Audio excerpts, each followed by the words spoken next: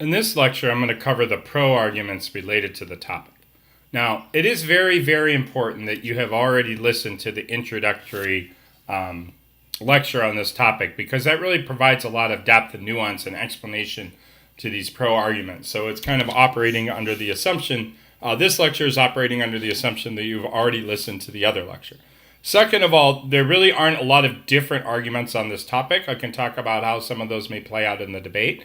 But as you'll find, this lecture is not especially long. And the reason is that there just really aren't a lot of different arguments on this topic. All right, so let's look at pro arguments. The major pro argument is that it's bad to concentrate wealth.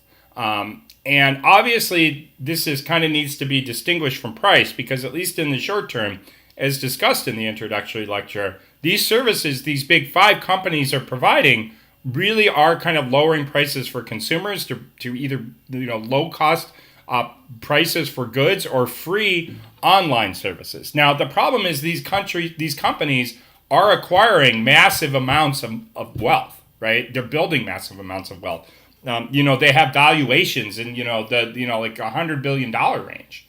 So these are incredibly strong companies, and the problem is what happens is that the concern is a couple things. The one is that they are making political contributions to political parties to protect their own interests, okay, and based the way that they have so much money that they can also distribute funds in a way that can kind of start to impact elections.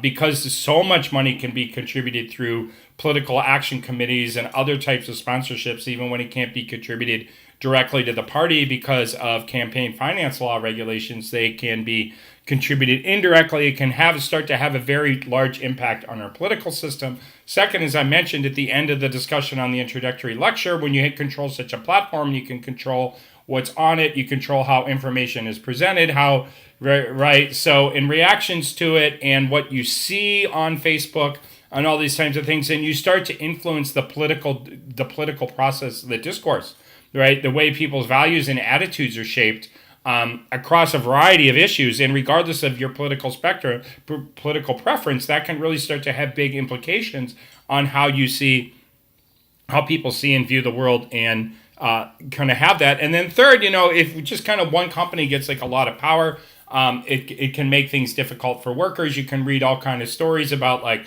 how Amazon's workers aren't treated very well and all those types of things. So I think that becomes like it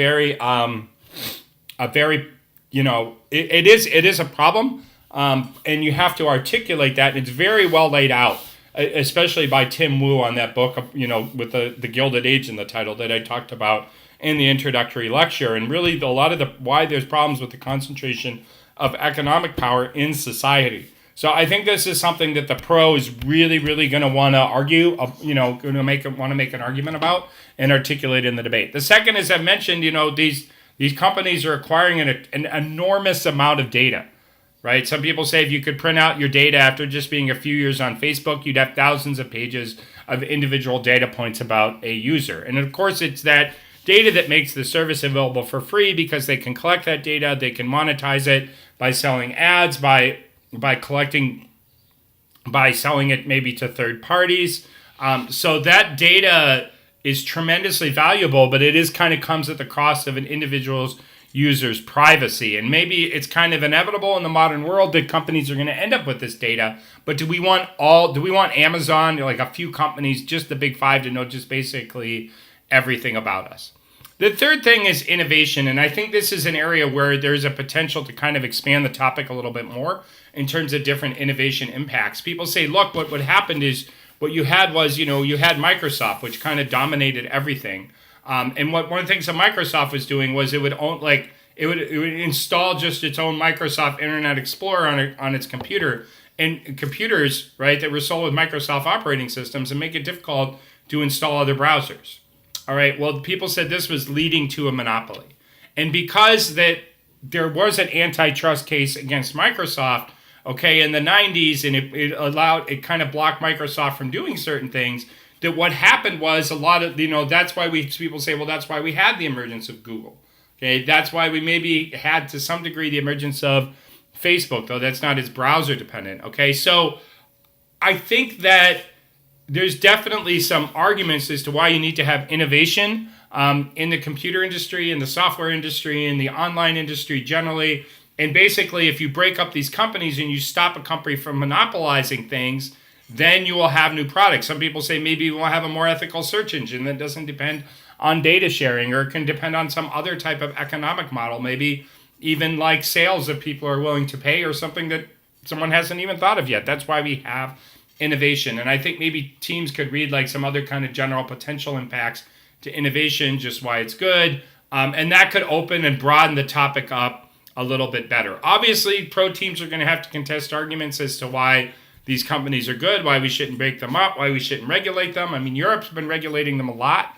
So I think that, and other fines have been imposed for monopolization. So you could argue these things aren't especially unique, but, breaking them up is obviously kind of a direct, unique link that you're going to have to debate about, right? So you're going to have to be prepared to answer all the arguments. These companies are really good, okay, that when they have a lot of money to invest, that leads to innovation.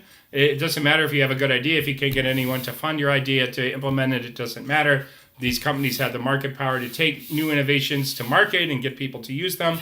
So there are a lot of kind of arguments on both sides, but I think, you're going to have to fight off. You're going to have to make sure you have a good list of all the arguments that people make as to why these companies are good, many of which we'll discuss in the con section of the lecture, and then make sure you have prepared answers to them.